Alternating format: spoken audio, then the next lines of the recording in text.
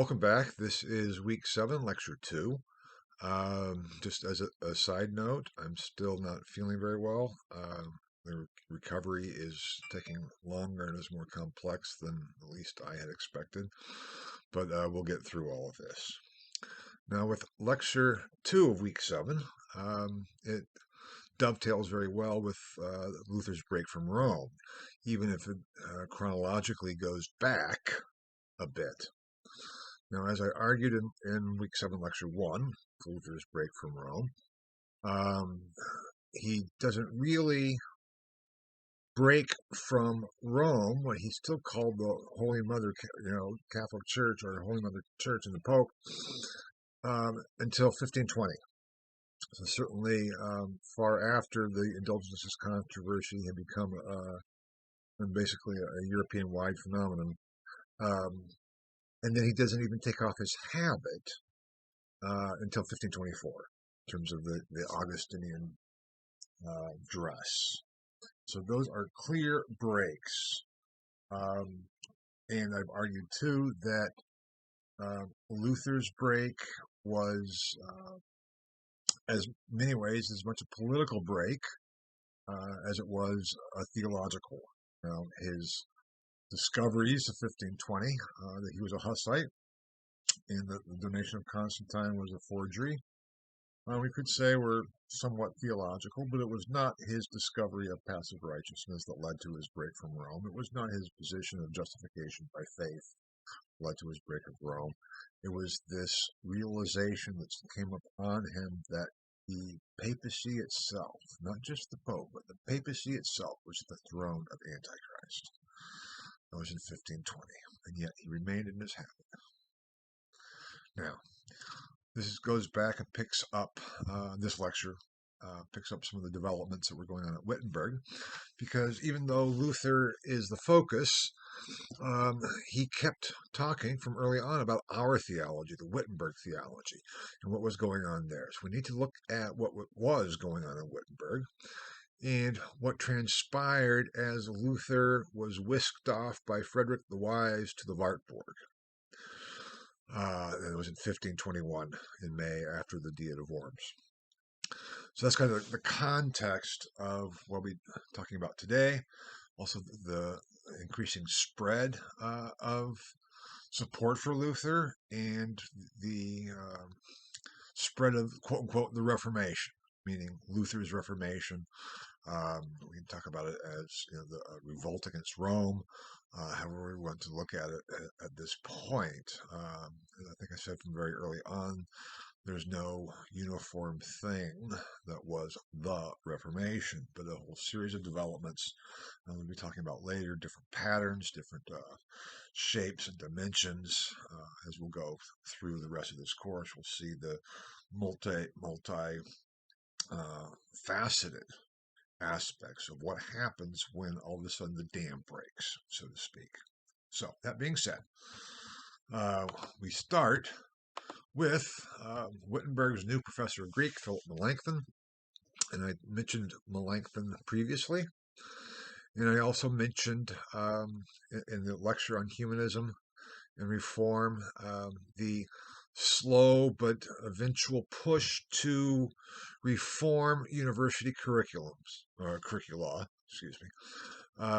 by introducing humanism, the study of the liberal arts, the humanities, and also arguing for a priority of rhetoric over a priority of logic, the so-called scholastics, who were simply the schoolmen, the people who taught in universities, were very logically oriented and logically focused.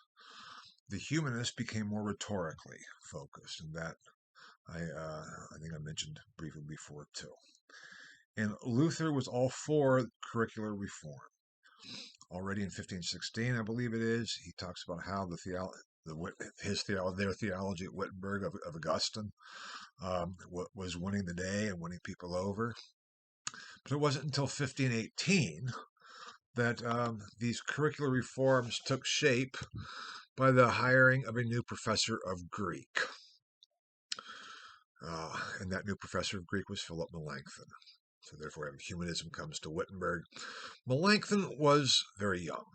He was born, if memory serves, in 1497. He was the nephew, or may have been the grandnephew, I'm sorry, don't remember explicitly, of Johannes Reuchlin. Johannes Reuchlin was one of the most famous humanists in the empire, in any case, if not throughout Europe. He was a strong proponent of the study of Hebrew, as well as Greek and Latin. And he wrote some works on Hebrew, wrote works on Jewish thought, and not so much because he was supporting Jews, but rather to say we need to know what they think and how they think and why, so we can refute their arguments. But he also felt value in some of Jewish mysticism, particularly something called the Kabbalah. And he wrote the Christian Kabbalah. They thought, there is a very close connection between Judaism and Christianity. And that actually became a rather controversial position, and it became known as the Reuchlin affair in the later 15th century. And so Wittenberg thought, if we can get Reuchlin to come and teach Greek, that would be fantastic. But Reuchlin said, well, I'm not really into it. I'm kind of tired and I'm old. How about I have this nephew or grandnephew, Philip Schwarzerd, studied at Tübingen and Heidelberg. He's fantastic. He's a Greichist of the highest caliber. Why don't you hire him? And Wittenberg did. And so Philip Schwarzerd, which I think I mentioned before was his German name, changed his name to the Greek Melanchthon. And he was to become Luther's right-hand man throughout the rest of the movement, from almost the moment he arrives in Wittenberg. Now, he gave his inaugural address in Wittenberg in 1518, and it was on the reformist studies. And he set forth how he viewed his vision for educational reform at Wittenberg. And I think I may have mentioned too before that the word Reformation too referred to curricular reform of the university. So this was for the Reformation of Wittenberg, in terms of the curriculum and what was being taught and how it was being taught. Luther was captivated by it. And he thought, this guy is great. I have to make sure, to take him under my wing. And in 1518, the indulgences controversy was just getting started. So it wasn't that Wittenberg and Luther was famous throughout Europe yet, but they were beginning to be. And Melanchthon was probably attracted to the older Luther too, as well, because Luther, whatever you might think of him, I'm not going to say was an attractive personality, but certainly a charismatic one. And Luther said, okay, Philip, I want you to start studying theology. As you are a professor of Greek here, teaching Greek, I want you to start teaching or studying theology too, so you can take over some of the theology lectures. And Melanchthon received his bachelor's degree in theology in 1521 with a series of theses that he posted and then defended. And if you remember, so the universities, bachelor's degrees weren't really worth much, both within the arts but also within theology. A BA in theology didn't mean much. And so Melanchthon's period of theological training was very meager, even less than Luther's. But he starts lecturing on the Bible, and in 1521 too, he writes the first edition of what was to become a very, very influential work. His was known as the Loci Communes, or the Commonplaces. And what this work was going through thematically the basic topics of theology and explaining what they were and how they all work together. It was not systematic in the sense that the 13th century Sume, and Thomas Aquinas and so, were systematic theology, or even the sentences commentaries in the 14th and on into the 15th century were more systematic than Melanchthon's loci communes. Now, the term loci communes, or locus communis is a term drawn from rhetoric. It's like a place that a general topic. So it's just basically a general topic. And actually, in England, especially in the later 16th century, there began to be individual commonplace books, loci communes, commonplace books that people would write sort of in between a diary and a memoir, but talking about a merchant's daily life and what they did, those kinds of things. And they were fascinating sources. But Melanchthon did this for theology, in his view. And this was a work that went through repeated editions and revisions and expansions. And I believe the last edition was 1555, but we'll get to there eventually. And it became, in some ways, the standard Lutheran textbook of theology. It wasn't that in 1521 yet, but it was almost. It was, it started paving the way. And as Melanchthon developed as a theologian and also certainly became increasingly involved in the causa Lutheri, or the case of Luther, it took on significant importance. But we'll get there in due time. But Melanchthon's whole educational program, which I'll again come back to and talk a bit more about in a later lecture, was not just theology, it was not just rhetoric, but he wrote a series of textbooks, new textbooks, that were different from what had been before. I think I said that the teaching at universities had been based on just the text of Aristotle, so that you wouldn't take a course in physics, but you would take a course in Aristotle's physics, and the professor would read the text and comment on the text, solve problems in the text that the professor saw, would raise questions about it, would critique the text, and those types of things, and the students would all take notes. And basically, you would need to memorize all of that for the use of disputations, which were, as I think I said, kind of like your exams.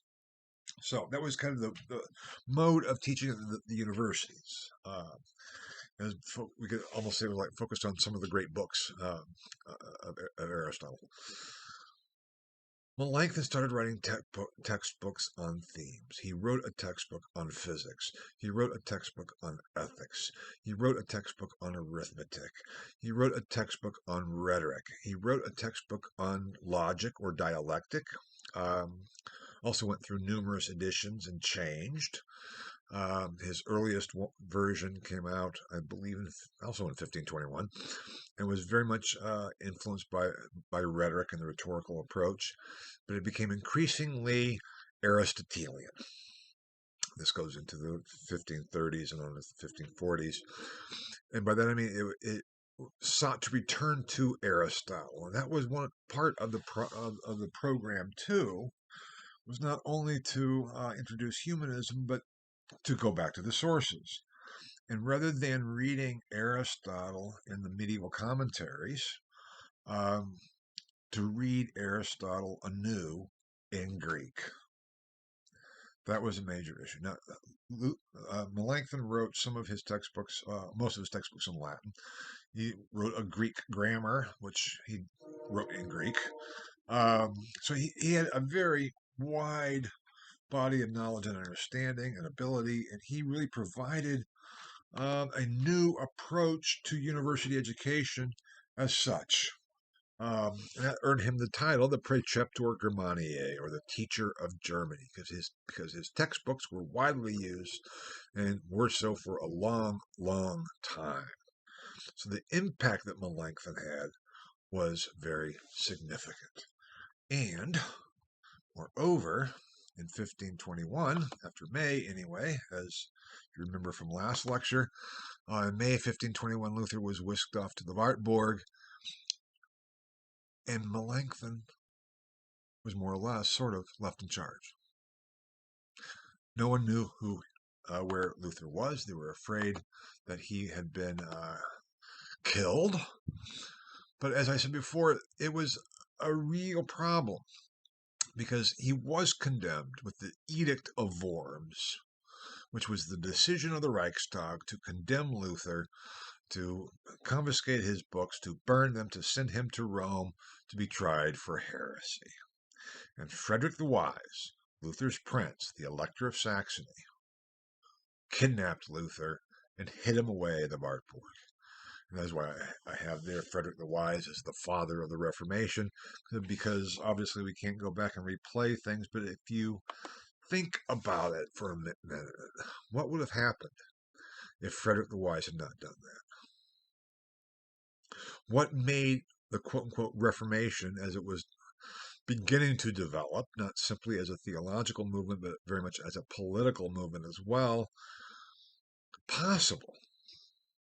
And in so many ways, Frederick the Wise did so even more than Luther. I mean, obviously, Luther had a huge presence there, and Melanchthon did too, and they're not the only ones by any means. But Frederick the Wise allowed, number one, Luther to be protected. Number two, started to help in the gaining of political support for Luther's position over against Rome, and therefore, too, over against the emperor. That is a big deal. And we'll get there and we'll see how big of a deal it was, but essentially it would lead to civil war, which we'll be talking about in later lectures, those two different positions. But at first, it took quite a while for Luther's colleagues in Wittenberg to find out what had happened to him. There was confusion, there was upsetness, there was worry and concern, and Melanchthon really, has been kind of Luther's protege, so to speak, came to the fore as the leader of the Wittenberg theology, as Luther had already called it, and as it was beginning to be known, the Wittenberg movement. And as I'll be talking about in a next slide or so, together with another figure there at Wittenberg, Andreas Bodenstein von Karlstadt. And there was some issues with Luther, or between Melanchthon and Karlstadt, but I'll get to there when I talk about Karlstadt shortly. But Luther himself certainly looked up to Wittenberg. Not only that, when they finally became aware that Luther was being hidden by Frederick the Wise, Luther was there, in hiding in this castle. It's like, what do you do? What are you going to do with himself? And so it was there, actually, that he began to translate the Bible into German. Now, Luther's biblical translation is a brilliant masterpiece of German literature. It really is. He asked for help. He frequently would write back to Wittenberg and ask for help in terms of how to translate certain words and what was the words being used by the common people. And so it had a massive impact, this translation, which began at the Wartburg. It wasn't completed there, but it was began. The September Testament came out, I think, 22 or so. But it was a major achievement. And scholars as radically, let's say, diverse from Luther as Friedrich Nietzsche in the 19th century still held up Luther's Bible as this major literary achievement. It's the only analogy is like the King James Bible in England. It basically set a language.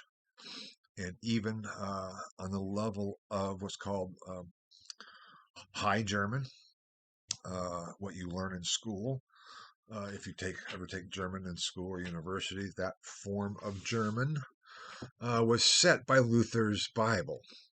That's the impact that it really had, and so that is a major part. Now, it was not the first German translation. There have been others. I think I mentioned briefly in passing in a previous lecture too that scholars had always, especially Lutheran scholars, had always assumed this was the great scholar Luther, translating directly from the Greek and using Erasmus's Novum Instrumentum, which I mentioned before to do so. But then it's been shown later that no, actually he was translating primarily from the Vulgate, the Latin, traditional Latin Bible of Jerome's translation. Not that he didn't use Erasmus, he did, but because Luther's Greek was, well, it was better than mine, but it was nowhere near the level of Melanchthon's, and he was not known as a Graecist, as a scholar of Greek. Um, but his literary achievement was astounding in the German Bible, and that's what set things for many, many, many, many years, especially when the Bible, until somewhat recent times, had such a huge impact on society in the West. Don't need to go and explain all those reasons why. I don't think, I'm not saying it's a good thing or a bad thing. I'm just saying that that cultural book was the foundation of Western society until into the early 20th century and then some. And Luther, for the German, provided that. So, that being said, that was one of his great achievements there in the Wartburg. And there's all kinds of fun stories about how he supposedly threw an inkwell at the devil who was attacking him in the Wartburg. Luther had anxiety attacks. In German, he called them Anfechtungen. It's more than just an anxiety attack. An Anfechtungen is when you are bothered to the very core of your being. How he described his discovery of the donation of Constantine being a forgery. So I'm so thoroughly disturbed and upset. I don't know what to do. And the devil was a major figure for Luther and for the time as well. Sometimes simply as almost a comic figure, but other times as definitely sinister and diabolical and all the things we might associate with the devil. And for Luther, it was real. And there was a story that Luther was translating, and the devil came to him and was trying to distract him and everything. And so Luther threw his inkwell at the devil. And suppose he could still, on a tour of the Wartburg castle, see the ink on the wall. That is an apocryphal story.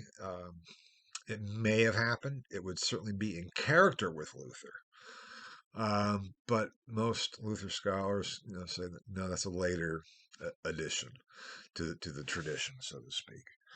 But the fact that he wanted to stay busy and that he then got back into contact with his colleagues in Wittenberg and engaged their help with his big project of the Bible, allowed him too to keep tabs on what was going on in Wittenberg.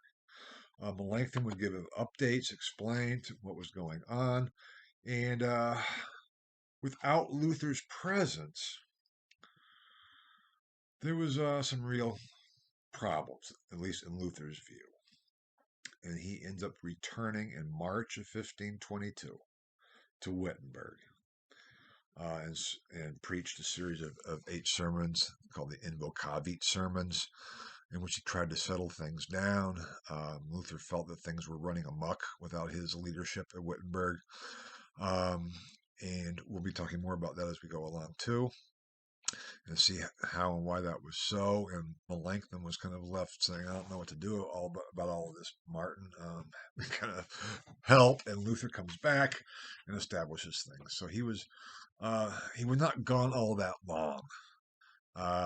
But he does come back to Wittenberg, and we'll see how he continued to receive protection, and also too shortly how Charles V, the Holy Roman Emperor, was distracted by other concerns and not able to fully turn his attention to the Luther issue. I mean, the Edict of Worms had been issued, but the Emperor Charles didn't really have the ability or the leisure to focus on making sure it was enforced.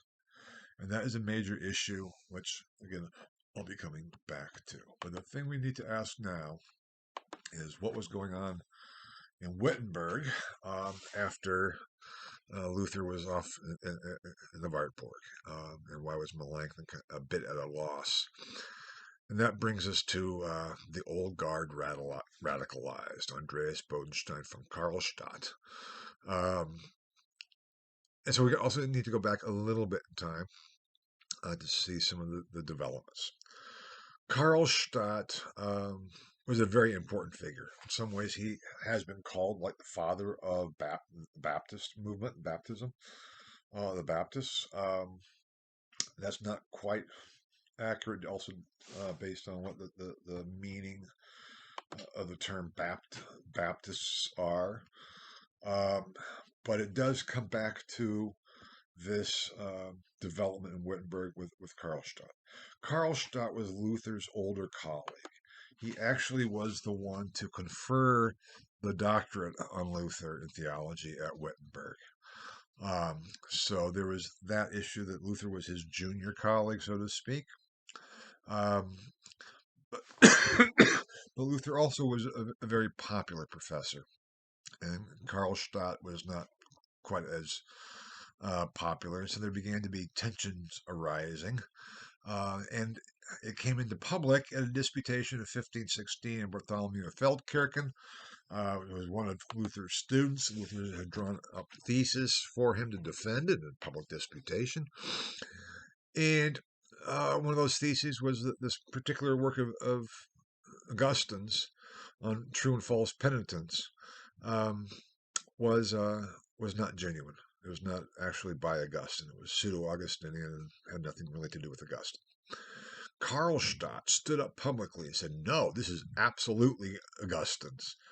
And Luther chided him and rebuked him in public, saying, no, it's not. If you just would read it, you'd know better. Now, so Karlstadt was humiliated by his junior colleague in public. To his credit, at least in my opinion, what did Karlstadt do? He went out and went to the book fair in Frankfurt. I think it was in Frankfurt. I mean, there was a major book fair in Frankfurt, but whatever it was. He purchased the entire new edition, Froben, of Augustine's Opera Omnia, all of Augustine's works, and he started reading and studying. And that led him to say, oh my God, Luther was right. Augustine was right. This is something, that blew his mind, so to speak, for Karlstadt, because he too had this Reformation breakthrough discovery in 1521. I think it was 1521. He publishes a new commentary of one of Augustine's anti-Pelagian works on the Spirit and the Letter, which I talk about that in some ways in my book, Luther and the Reformation in the Later Middle Ages, in terms of Luther's breakthrough and things. And Karlstadt, then especially with Luther, the Wartburg, felt we have to really go on the offensive. We have to change a lot of things. If we are going to be really following Augustine's theology, we have to change a lot of things. We have to, number one, get rid of images. And we have what's called an iconoclastic outbreak, the breaking of images in Wittenberg. These are, paintings, statues, devotional figures, stained glass. There had been a rather long history of what's called iconoclasm. An icon is an image in Greek; it's an image,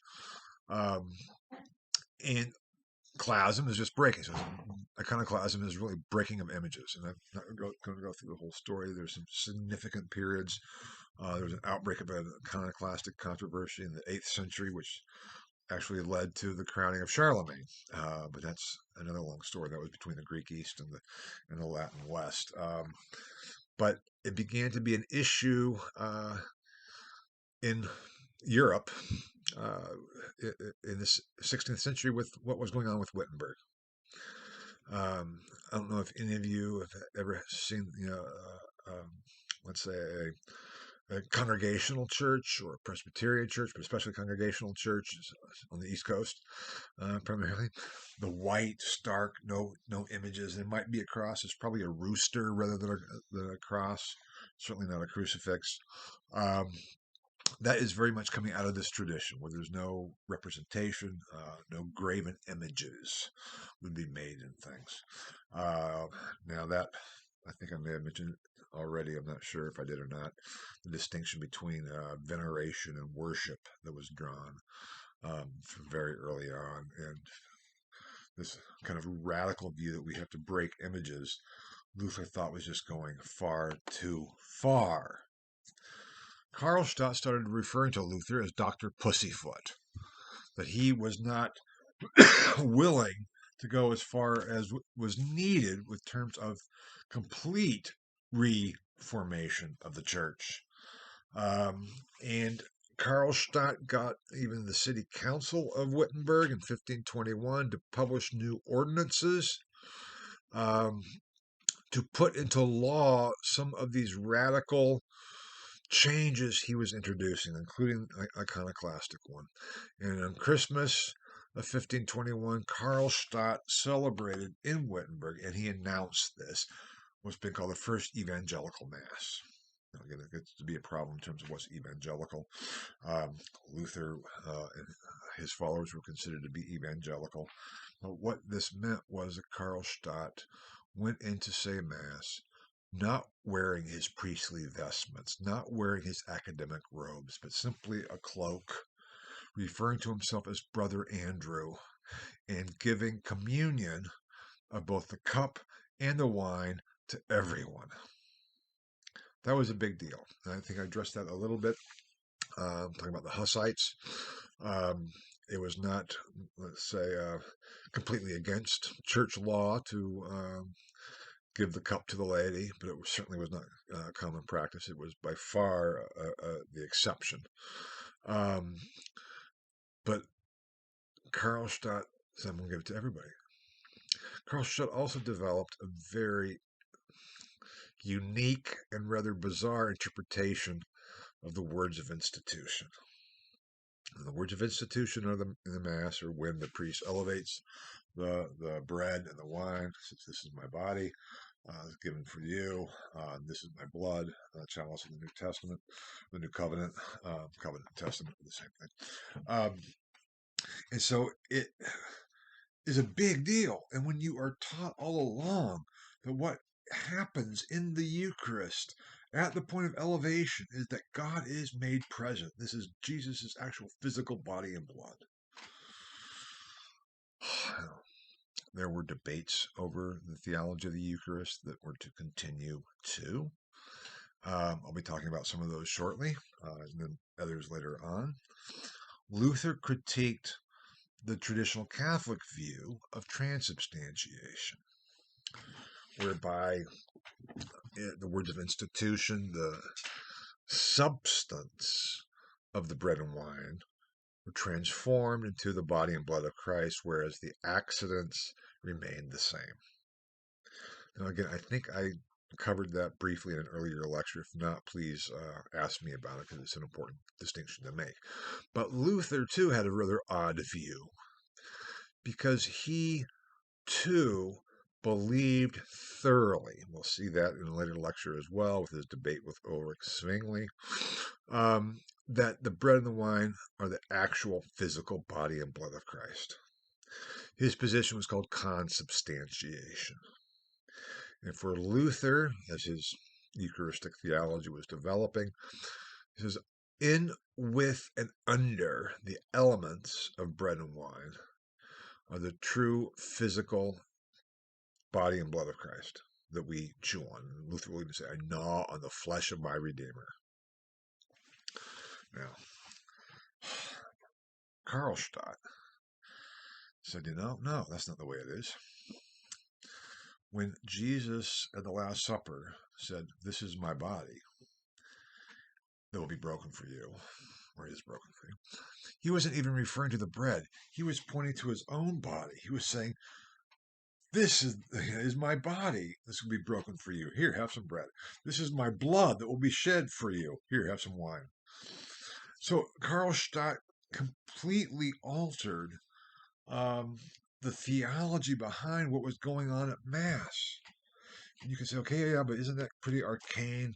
Well, on one level, maybe, but when you have grown up your entire life believing one thing, and when you go to Mass and you receive communion, and then all of a sudden this person is telling you that, no, that's not the way it is at all, it's scary. It can be very scary because, again, remember, the sacraments were the means of grace, which were the means of salvation. It was worrisome. But Karlstadt did that.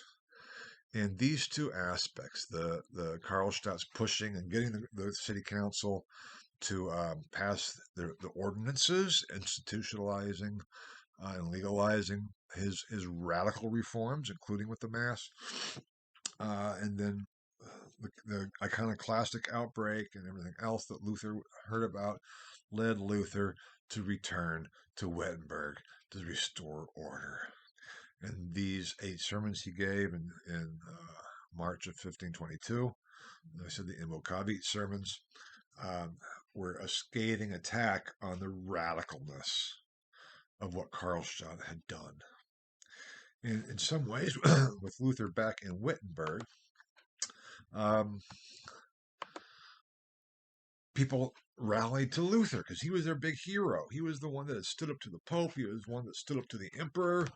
Frederick the Wise had protected him, yeah, sure, but Luther was the one who was bringing this all about. And so that early radical phase that, for a brief time in Wittenberg, that left Melanchthon like, I don't know really what to do here, buddy. And with Karlstadt in the kind of leading it all, Luther was able to put that down, rescinded the ordinances, restored order. We said, on the one hand, there's nothing wrong with giving the cup to the laity, but we have to be aware of the people's consciences and realize that they need to be prepared for that. It can't be something that we just impose on them and force on them. We have to teach them the true and correct theology behind the Eucharist before we can just go forcing them to do something that they might not feel comfortable with. Now, once again, Karlstadt was publicly humiliated by Luther. And Karlstadt then flees Wittenberg. He leaves simply in a black cloak and wanders around for a while, goes to several different places. He starts calling himself Brother Andrew. And he starts really it really starts with Karlstadt, what became known as the Radical Reformation, which I'll be talking about later on in the course. But let's get started there with Luther when he's in the Wartburg.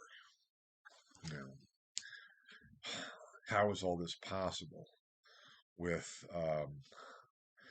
the Edict of Worms and the imperial authority and the imperial Diet of Worms saying, no, the Edict of Worms must be enforced? Well, I've mentioned before that Charles V was distracted. And he was indeed. And one of the things he was distracted with was with France, and the King of France, Francis I. There was a series of Habsburg-Valois wars. Now, Charles V was a Habsburg, the family, a Habsburg, and Francis I was a Valois from the French dynasty of the Valois. I think I may have mentioned too previously with Charles that I consider him to be the last medieval emperor, Holy Roman Emperor, last medieval Holy Roman Emperor. With Francis, I would argue, was the first early modern monarch. Francis was a real piece of work. I'll be talking more about Francis in a couple of weeks when we get to Calvin and the French context. But he was trying to assert French claims to territories in northern Italy, which Charles and the empire, as emperor, felt that he also had control over. And it was a real mess in terms of the international politics that was going on, that Charles couldn't really focus on to this religious question. Supposedly this also is apocryphal, but supposedly at the Diet of Worms, when Charles left to go off to deal with matters of the empire within the wider world, um, he was confused after condemning Luther, and he said, I still don't know if it's true that for every coin that in the coffer rings, a soul from purgatory springs. At that point, he was a 21-year-old, kid still, basically. Um, but he grew up pretty fast. And there's this series of wars with France that led to the sacking of Rome in 1527. The sacking of Rome, sack here does not just what it always means: rape, pillage, and plunder. Charles's troops went to Rome in 1527 and sacked the city. And why did they do so? Because the Pope, who I think at the time was Clement VII, anyway, I have to look that up. The Pope was supporting Francis against Charles. And Charles was, wait, how can that be? I am the Holy Roman Emperor. The Pope and I are partners. We work together. And what? Pope, you are supporting Francis against me? How can you do that? One thing I mentioned before, that the papacy, even though it was Leo rather than Clement, was not a friend of the Habsburgs because of the political problems. And Leo tried to prevent Charles from being elected emperor. And it had already approached Francis as a potential candidate, and Henry VIII of England too. So it for the Pope, it was simply pure power politics. But for Charles, this ideal of Pope and Emperor working together, even if there could still be conflicts over precisely how that relationship was to work itself out, as there had been from the very beginning, so to speak. That idea of Christendom, led by the Pope and the Holy Roman Emperor, was Charles's, it was in his very blood. And here the Pope was siding with Francis, who was a rebellious vassal in Charles's mind. Francis was a naughty boy. And Charles, though in his goodwill, still tried to think the best of him. Charles won several of the wars, and one at one point, I think it was about this time of the sack of Rome. I have to go back and check too. And actually captured Francis. And Francis was like, "Oh gosh, Charles, I'm sorry. If you let me go, I promise I will never do it again. You're right. I was wrong." And Charles's reply was essentially, "Well, as you're a Christian emperor, I will accept your word as a Christian prince, and fine, you're free to go." And Francis goes back to France, and it's like, "To you, man. I'm going. We're going to go continue to do what we're going to be doing." Um, so it's a fantastic series of events. It was a shock, the sack of Rome. The Pope had to escape to Castel San Angelo with all of this. And this event will come back to us because it was at this time that Henry VIII in England, another young, brash, early modern monarch, had sent a delegation to the Pope seeking the annulment of his marriage to Catherine of Aragon. But we'll get back to that. And we can see the context of why the Pope said no to Henry. It had nothing to do with the morality of quote unquote divorce or Catholic moral theology whatsoever. It was pure politics. But we'll come back to that when we get there. So that's what was going on all of this time as Luther is trying to establish control over the movement in Wittenberg, and as the Reformation movement, the introduction of evangelical principles and forms and preaching and biblical studies all were beginning to spread far beyond Wittenberg, especially among the imperial cities and other princes. Frederick the Wise was not alone. As you may have discerned, or at least if you thought about it for a second, you could realize that the Edict of Worms was passed by the Imperial Reichstag, the legislature. So there was a majority of German princes and cities that agreed with the papal position, with the imperial position. There were others that did not. And especially among the imperial cities, especially in southern Germany, um, we find a lot of support for Luther.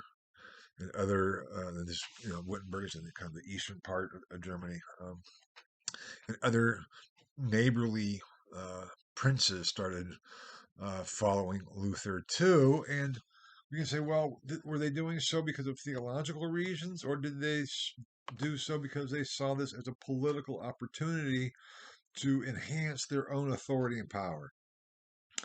For most of these princes and cities, we can't really say.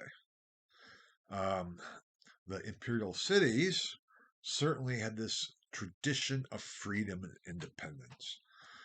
They were, the communes I mentioned, but in the Reichstag and the Empire, they were designated as imperial free cities, directly under the emperor, and so outside the feudal structure. And here they saw that we can introduce Reformation on our own. Okay, Luther, yes, he stands condemned, but it's not being enforced. It may not ever be enforced. We can prevent it from being enforced, and we can do what we want. Now, let me say this. That was the position of the city councils, not of every individual.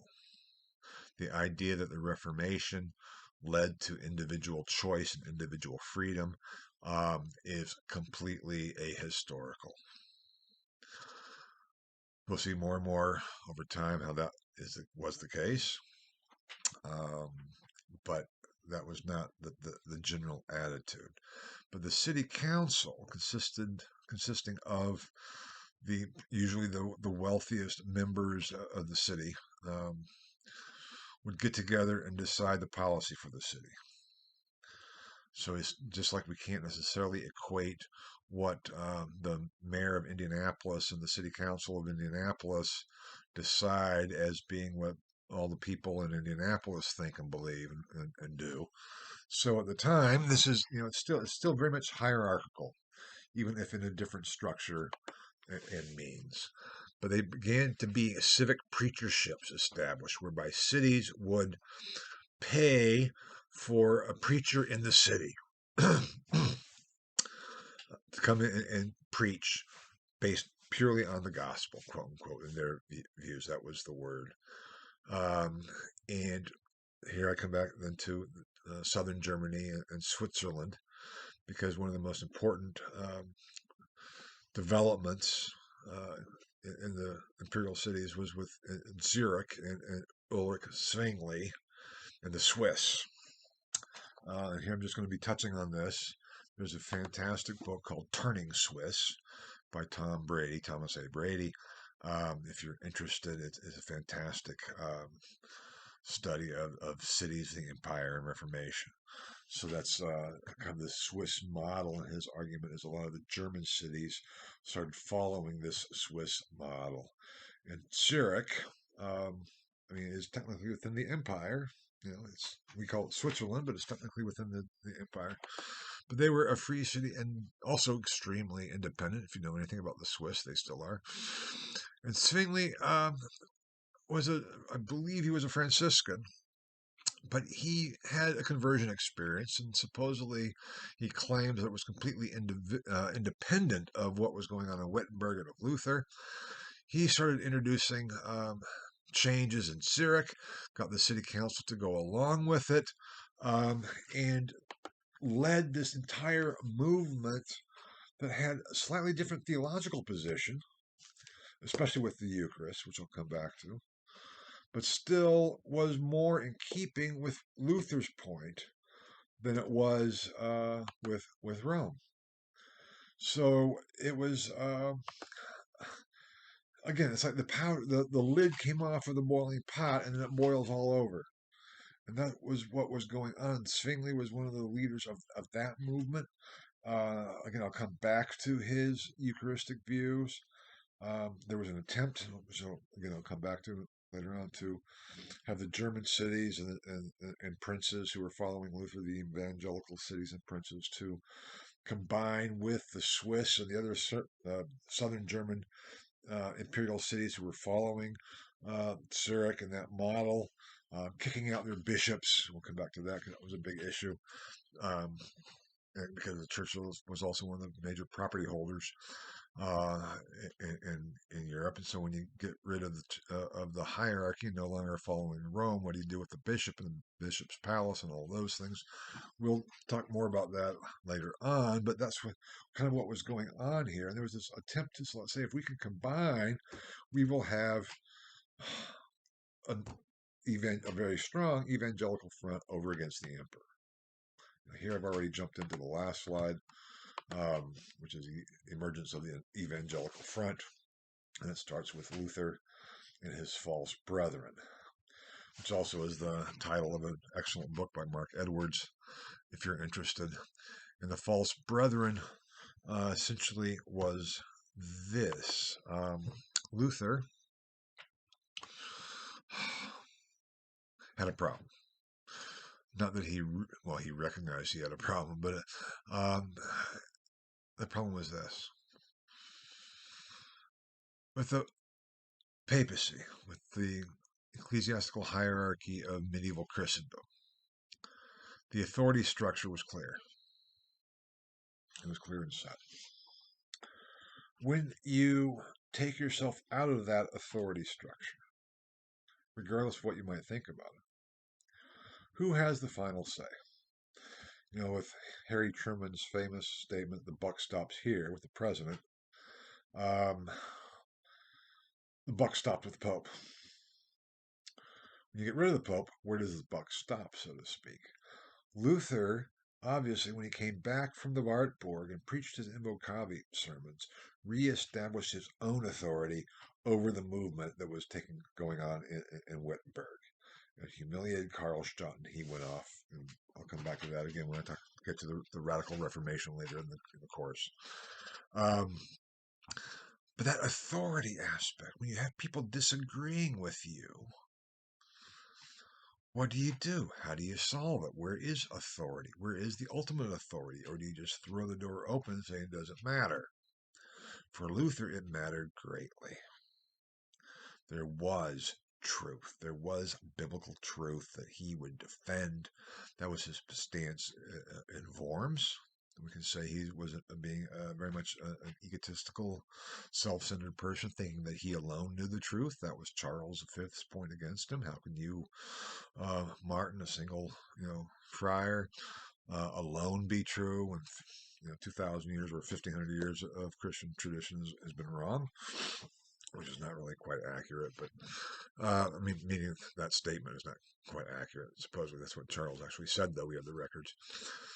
But Luther had a problem with people who dissented from him, who disagreed. He could talk and debate things with Melanchthon, and he agreed that Melanchthon could phrase things in more persuasive terms, less belligerent terms, less aggressive terms. And we'll see that as we go further along too. But theologically, Luther felt that he was being betrayed as the evangelical movement spread and developed in different places throughout the empire. And in different ways, Luther felt that these places and the people who were advocating for positions that he did not put forward were his false brethren. They were using him to break away for their own individual liberty. And that was one thing that Luther made very clear in one of his great treatises of 1520, Christian Liberty, the Liberty of the Christian. He says, Christian liberty is not liberty from authoritative structures. Christian liberty is not liberty to do what you want or to follow your own beliefs or ideas. Christian liberty is an internal aspect. And I would have loved to have assigned that treatise too, but I thought the addressed to the Christian nobility was even perhaps more important to see where he's coming from, which is actually for your second text analysis due right away. So that is the problem that Luther had. When you can't keep a movement all together, when you have people then rebuking you and telling you, Martin, you are wrong. How do you handle that? And that was the problem with his false brethren. Nevertheless, that would become more and more evident. But in the course of the 1520s, as we move and get closer to the 1530s, and I'll be talking more about that too later on, we have a seemingly growing number of principalities, of imperial cities, introducing the Reformation, introducing evangelical principles and reforms, and standing up against the emperor and pope. So there is a real political problem. And I'll just say this to close this off here, because we'll be coming back to it in a later lecture. The term Protestant really means Protestant, someone who is protesting. And the term was not used before 1529, when at another imperial diet, Diet of Speyer, 1529, or so-called Second Diet of Speyer in 1529, again, the German Reichstag, the legislature, voted that the Edict of Worms must be enforced.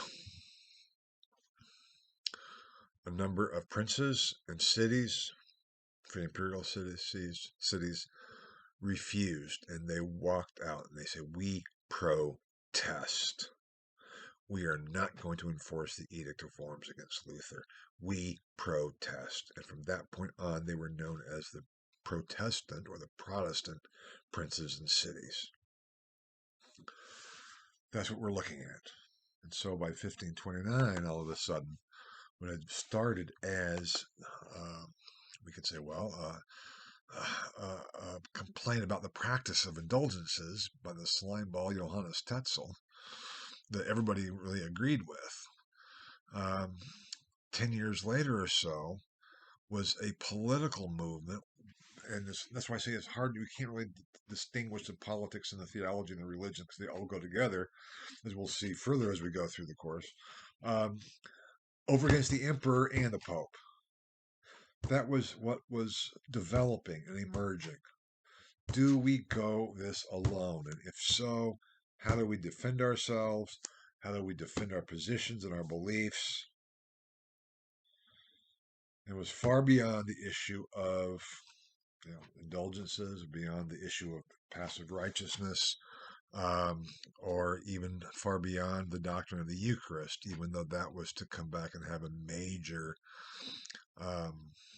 impact, as we will see in further lectures. But that's what we're looking at. We start out with Luther as a lone Augustinian friar, and all of a sudden this is a major religio-political movement throughout the empire, in opposition to the Pope and the papacy in Italy, and to the Holy Roman Emperor himself, Charles V. Major developments, and I'm just hitting on the high point, so to speak. But that will cover it for today, and we'll continue here next week. And it gets also, I think it gets also so exciting. But I hope you can sense some of the excitement here in terms of what it was really going on at the time, and the complexity of it, and the different dimensions. And we can't just say A led to B that led to C. It was all kind of together. And that's the fun and challenge of history, to try to figure it all out based on the very scant evidence that remains. So that's for today. Thank you. And I hope I increasingly get better with my health. So anyway, we'll get there. Thank you so much. Bye-bye.